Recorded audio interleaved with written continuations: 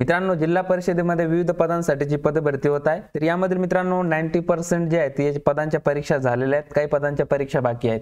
तर मित्रांनो IBPS ने आणि जिल्हा परिषदेने तसेच ग्रामविकास विभागाने अशा पद्धतीने ठरवलेले आहे की जे पण पदांच्या परीक्षा झालेल्या आहेत आतापर्यंत तर त्यांचे रिझल्ट लावण्याचं मित्रांनो ठरवलेलं आहे। आणि ज्या पदांच्या परीक्षा बाकी आहेत तर त्यांच्या परीक्षा कधीपर्यंत होऊ शकतात, तसेच मित्रांनो ज्या परीक्षांचा निकाल लावला जाणार आहे, ज्या पदांसाठीचा निकाल लावला जाणार आहे तर तो कधीपर्यंत लागू शकतो, तर त्याच्या संदर्भात मित्रांनो एक ऑफिशियल अपडेट जे आहे ते आज आलेलं आहे। तर मित्रांनो त्याचा आपण या व्हिडिओमध्ये पाहणार आहोत। नवीन असाल मित्रांनो चॅनलला सबस्क्राइब करून घ्या, शेजारील बेलचं बटन सुद्धा दाबून घ्या आणि मित्रांनो आपले टेलिग्राम चॅनल जॉइन केलं नसेल टेलिग्राम चॅनल सुद्धा जॉइन करून घ्या। इथे तुम्हाला वेळोवेळी अपडेट तसेच PDF मिळत असतात। आणि मित्रांनो विविध पदांसाठी तुम्ही अर्ज केला असेल, तयारी करत असाल तर मित्रांनो तुम्ही इथे ऑनलाईन टेस्ट सिरीज जी आहे ती जॉइन करू शकतात, बॅचेस जॉइन करू शकतात। तर मित्रांनो अतिशय कमी फी मध्ये तुम्हाला इथे टेस्ट सिरीज जी आहे ते अवेलेबल करून दिलेला आहे। आणि TCS असेल तर TCS आणि IBPS असेल तर IBPS पॅटर्न नुसार तुम्हाला इथे उपलब्ध आहे। करंट अफेअर्स तर मित्रांनो बिलकुल इथे फ्री मध्ये डेली तुम्ही फ्री मध्ये सोडवू शकतात। आणि महत्त्वाच्या प्रत्येक टेस्ट मध्ये तुम्हाला प्रत्येक क्वेश्चनचं जे आहे ते डिटेल मध्ये एक्सप्लेनेशन दिलेलं आहे, सोबत तुम्हाला नोट्स वगैरे सुद्धा पुरवलेले आहेत। ठीक आहे, तर मित्रांनो तुम्ही ऍप डाउनलोड करायचे, तिथून जॉइन करू शकतात। तर मित्रांनो आजचा आलेला अपडेट त्याच्या अगोदर आपण काय करूया, तर त्याआधी मित्रांनो ग्रामविकास विभागाने महाराष्ट्र शासनाच्या एक पत्र जे आहे ते IBPS ला पाठवलं होतं। तर मित्रांनो त्याचं आपण थोडक्यात पाहून घेऊयात, बरेच विद्यार्थ्यांना जे याच्या बाबतीत माहिती नाहीये।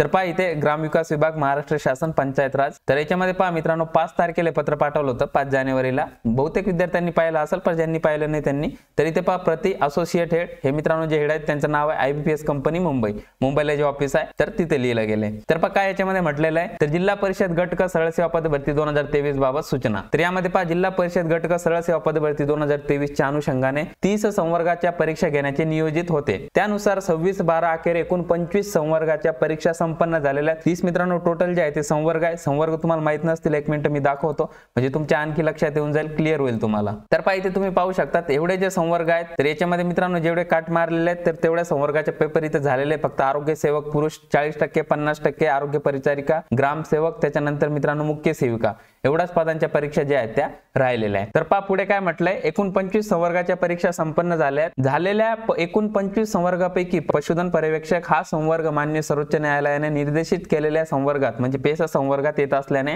हा संवर्ग वगळून इतर 24 संवर्गाचे निकाल तयार करून घोषित करण्याची कारवाई आपण संबंधित जिल्हा परिषदेचे मुख्य कार्यकारी अधिकारी यांची संपर्क साधून तात्काळ करावी। म्हणजे IBPS ला हे पत्र पाठवलेलं आहे। मित्रांनो प्रत्येक जिल्हा परिषदेचे CEO जे आहेत तर त्यांना कॉन्टॅक्ट करून संपर्क करून ज्या पदांचे पेपर झालेले तर त्यांचे निकाल लावण्यासाठी इथे सांगितलेलं आहे। तसेच मित्रांनो याची एक प्रत जी आहे ती सगळ्या जिल्हा परिषदांना सुद्धा पाठवली आहे। तर मित्रांनो आज आलेला अपडेट कोणता आहे, तर आज आलेला अपडेट आपण पाहूया। तर पहा मित्रांनो जिल्हा परिषद पदभरती 2023 अंतर्गत विविध संवर्गातील सरळ सेवेने रिक्त पदे भरतीबाबत ऑनलाईन घेण्यात आलेल्या परीक्षेचे निकाल IBPS कंपनीकडून प्राप्त झाल्यानंतर सदरचा निकाल जळगाव जिल्हा परिषदेच्या jlgaon.gov.in या संकेतस्थळावर प्रसिद्ध करण्यात येईल। तर मित्रांनो हे जे आहे ते मुख्य कार्यकारी अधिकारी जिल्हा परिषद जळगाव यांनी मित्रांनो ही नोटीस जी आहे ती आज प्रसिद्ध केलेली आहे जिल्हा परिषद जळगावच्या वेबसाईटवर। तर मित्रांनो बऱ्याचशा जिल्हा परिषद जे आहे त्यांच्यापर्यंत रिझल्ट जे आहे ते पोहोचलेले आहे, रिझल्ट त्यांना मिळालेला आहे, परंतु मित्रांनो त्यांनी प्रसिद्ध केले नाही। काही जिल्हा परिषद अशा आहेत की त्यांचा रिझल्ट जो आहे